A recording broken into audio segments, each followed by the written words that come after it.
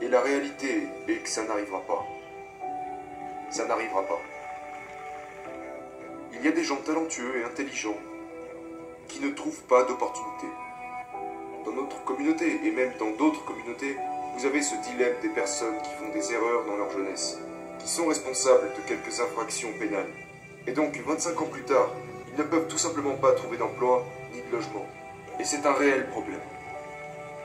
Donc, pour ma part, je me suis dit que plutôt qu'aller chercher un emploi, je pensais qu'il était important de devenir cet emploi. Vous savez, ouais, être un travail. Pour vous engager sur les opportunités qui existent, pour créer votre propre réalité, votre propre business, votre propre entreprise, et devenir votre propre patron.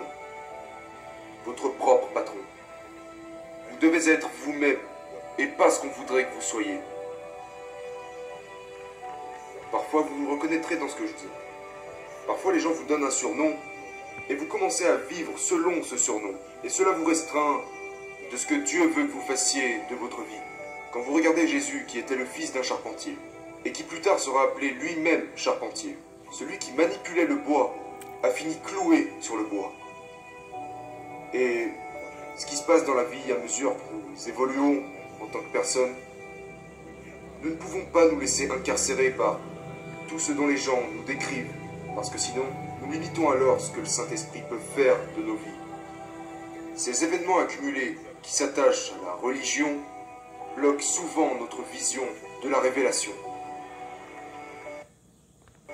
Ouais. Et parce que j'ai été élevé par un père mourant, né entre deux bébés morts à la naissance. Et j'apprécie vraiment la préciosité de la vie. Le bébé avant moi est mort. Le bébé après moi est mort. Et ma mère s'est accrochée à moi telle une mère ayant déjà perdu un enfant. Et une appréciation de la valeur de la vie est un refus de permettre à quiconque de vous enlever ce grand privilège d'être en vie. Je penserai par moi-même. J'ai avancé dans ma propre direction. Vous pouvez dire et penser tout ce que vous voulez, mais je resterai moi-même. Vous voyez ce que je veux dire? Et le cœur de ce livre dit: ne soyez pas limités. Ne vous arrêtez pas seulement parce que vous pensez que vous ne pouvez pas faire quelque chose, ou que vous ne pouvez pas changer. Évoluer en tant qu'individu. Explorer de nouvelles façons de penser. Faut que je m'arrête parce que je pourrais en parler des heures. Non, c'est super. J'aimerais approfondir cela parce que le principal de vos enseignements est l'un des messages les plus influents. Ce que j'en ai déduit en vous écoutant, c'est sortir de sa zone de confort. Je me demandais cependant, parce que je vous ai également entendu enseigner tellement de choses sur nos capacités, et que chaque personne a reçu un don de Dieu. Pour la personne qui essaie de décider ce qu'elle peut être ou de ce qu'elle peut faire, je pense que je sais ce que j'aime, mais je ne peux pas certifier si je l'ai ou non. Comment faites-vous la différence entre rester dans sa zone de confort versus aller au-delà de nos capacités? Vous n'êtes mesuré en termes de succès que par votre investissement en termes de contribution. Si Dieu a donné à un homme un talent et à un autre 2 talents, il ne s'attendait cependant pas à ce que l'homme avec un talent en produise 10, mais au moins 2. L'homme qui avait 2 talents est revenu avec 4. L'homme qui avait 5 talents est revenu avec 10. L'homme tenant 2 talents revient avec 4. L'homme tenant 5 talents revient avec 10. C'est la même chose. C'est au centuple. Il y a aussi l'homme qui arrive avec un talent et qui repart avec rien du tout. Maintenant, l'apôtre Paul dit que se comparer les uns aux autres n'est pas sage, parce que nous n'avons pas tous le même point de départ. Donc, si je réussis en fonction de ce que mon voisin possède, ce n'est équitable seulement si j'ai commencé avec ce que mon voisin avait lorsqu'il a commencé. Je suis en contact avec moi-même d'une telle sorte que beaucoup de gens ne sont pas. Je me connais. Je sors avec moi-même. C'est drôle, mais c'est vrai. Je suis sorti avec moi-même. Vous savez, quand vous sortez avec quelqu'un, c'est pour découvrir qui est cette personne. La plupart des gens sont tellement occupés à sortir avec d'autres personnes qu'ils ne sont jamais sortis avec eux-mêmes. Quand Dieu a dit à Adam, le tout premier commandement que Dieu confie à Adam dit d'être fructueux. Et vous ne pouvez être fructueux que si vous êtes empli de graines. Ok? Donc nous parlons de la différence entre les fruits et les graines. Identifiez votre graine et ce qui vous rend fructueux. La première révélation de graines devrait avoir lieu dans votre famille. Vous devriez avoir eu des parents qui vous ont dit « Cherchez la graine ». Je vais maintenant vous raconter mon histoire de grand-père que t'as demandé. Tu vas la voir. Nous sommes donc dans mon église et il fait sombre. Il y a mes petits-enfants et des amis à moi. Et nous voulions prendre des photos, mais je ne trouvais pas les lumières. Et vous savez, une fois que je les avais trouvées, je n'arrivais pas à les allumer. Et ça agaçait tout le monde. Et donc nous avons essayé de prendre quelques photos. Et puis ma petite fille est intervenue et elle a dit « Attendez une minute, je vais aller chercher une lampe de poche. » Elle est passée sous le banc sous lequel nous avions caché les lampes, a arraché une lampe de poche, l'a ramenée et a dit « Comme ça je pourrais prendre les photos. » Et donc, je lui ai dit « Mais voyons, tu ne veux pas être dans la photo ?» Et elle a dit « Non, je veux pas être sur la photo. Je veux tenir la lumière pour qu'on vous voit. » C'est la graine dont je te parle. Voilà la graine. Ça commence très tôt. Très tôt, très tôt. Son instinct dans cette situation a été de résoudre le problème. Elle a dit « Je ne veux pas être sur la photo, je veux tenir la lumière. » Ce sont ces graines orientées vers ce canal, vers cette zone où vous pouvez cultiver ce que Dieu a planté à l'intérieur de vous. Et c'est vraiment, vraiment important. Il y a des gens dans cette pièce qui possèdent des graines dormantes à l'intérieur d'eux-mêmes. Et s'ils entrent dans la bonne atmosphère, ils deviendront des êtres que vous n'avez jamais vus avant. Mais ils n'ont pas toujours eu l'avantage d'avoir des parents qui pouvaient le comprendre, ou qui avaient le temps de le voir, ou qui savaient comment le voir. Mais même en tant qu'adulte, il reste des graines en vous dont vous ignorez l'existence. C'est ce qui est arrivé à Élie. Il réalisait la vision de ses parents. Il labourait les champs. Tous les garçons ne sont pas des agriculteurs. Ce n'est pas juste parce que vous utilisez une charrue, vous êtes un agriculteur. Mais parfois nous sommes coincés parce que les gens attendent de nous. Et nous n'avons jamais découvert qui nous sommes parce que nous vivons le rêve de quelqu'un d'autre. Et donc il labourait les champs et a dit qu'il supposait que c'est ce que la vie avait prévu pour lui. Et donc il tournait en rond, comme beaucoup de gens qui m'écoutent en ce moment. Vous allez au travail, à l'église et chez vous. Travail, église, maison. Travail, église, maison. Vous tournez en rond jusqu'à ce qu'Élie en eut assez.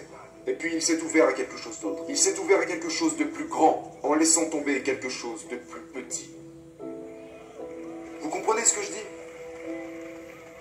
Voilà pourquoi des conversations comme celle-ci sont importantes. Parce que je ne jette pas des graines. Je jette de l'engrais.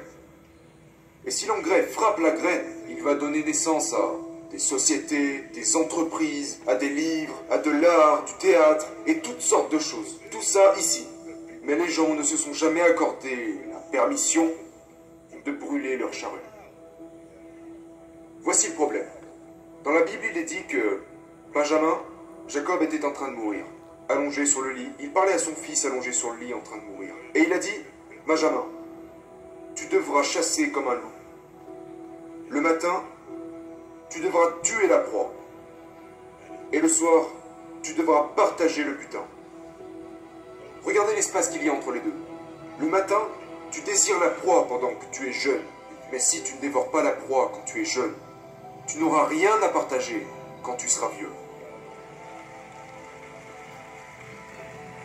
Le matin, dévorez quelque chose.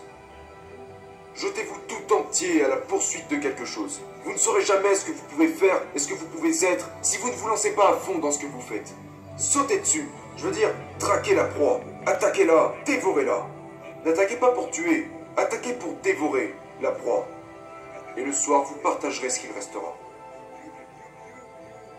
Quand vous passez tout votre temps à dire « Je suis fatigué, je ne peux pas faire ça », comprenez bien que nous devenons ce que nous disons.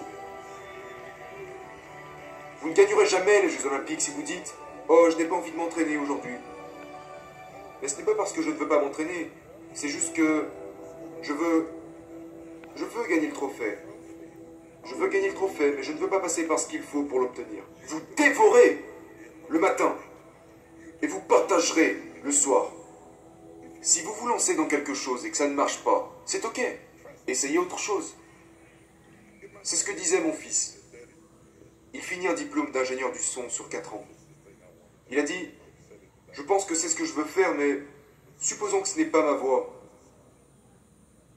Supposons que je décide de tout abandonner parce que je me serais trompé.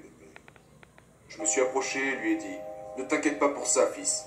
Si ce n'est pas ta réelle destination, ça sera la chose qui te mènera à destination. Ma formation d'être... Dieu vous donne une opportunité. Et ce que vous faites de cette opportunité est votre manière de le remercier. Vous comprenez? Quand Dieu vous donne une opportunité, au lieu de simplement sauter sur l'opportunité, vous êtes censé examiner ce qu'elle pourrait représenter.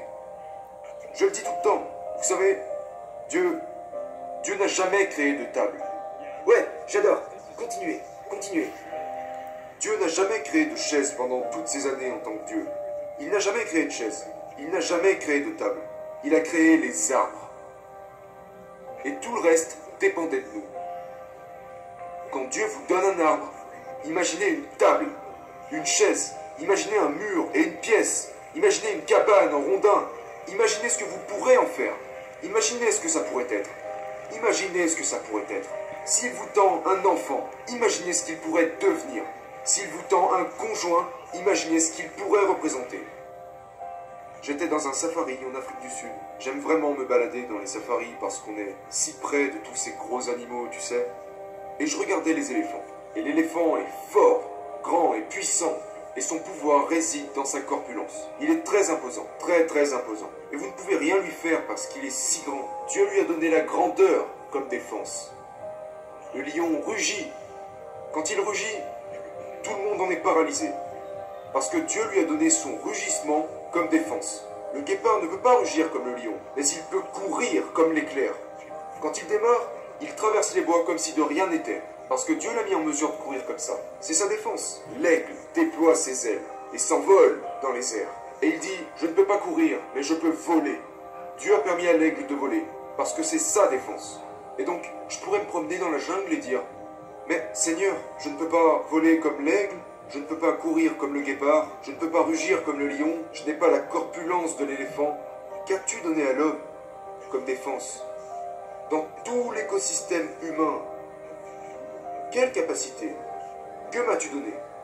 Je t'ai donné un cerveau. Ton cerveau est ta défense. Et c'est pourquoi Dieu n'a jamais créé de chaise. Il a créé l'arbre. Et puis vous laisse imaginer comment développer. Vous comprenez ce que je dis?